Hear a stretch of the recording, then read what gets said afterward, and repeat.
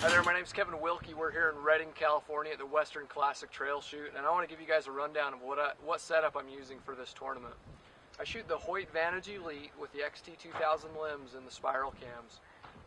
On the strings, I use a factory fused string made out of Brownell SX2 material and 1D on my end servings. My stabilizer setup are fused carbon blades. I'm running a 33-inch out the front with about 3.5 ounces.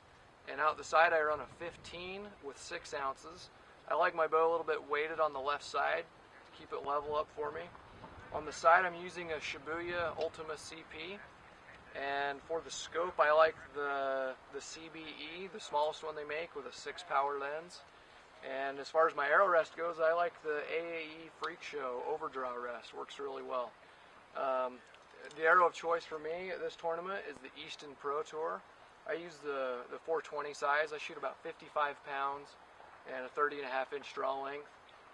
And this rig spits them out at about 275. Really forgiving, really accurate, and it's always predictable where they will land. And today I want to talk about how to shoot downhill and uphill and where you'd want to set your sight. Right now on this target, we're at 45 yards.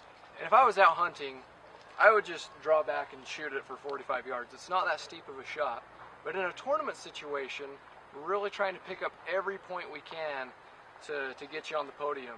And so the first thing I'll want to do is determine the distance, which is 45 yards. And then I need to determine the angle of the slope.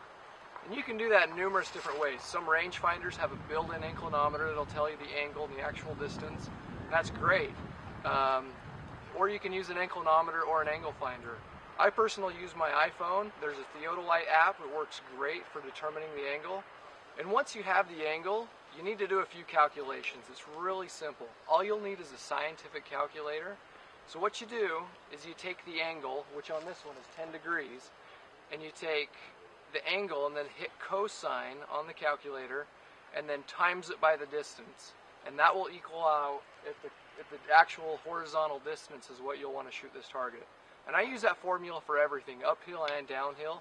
It works great. It'll really keep you out of trouble. I know there's a lot of other proven methods out there that work really well, but for as long as I've been shooting this tournament and a lot of field archery, it's really worked well for me.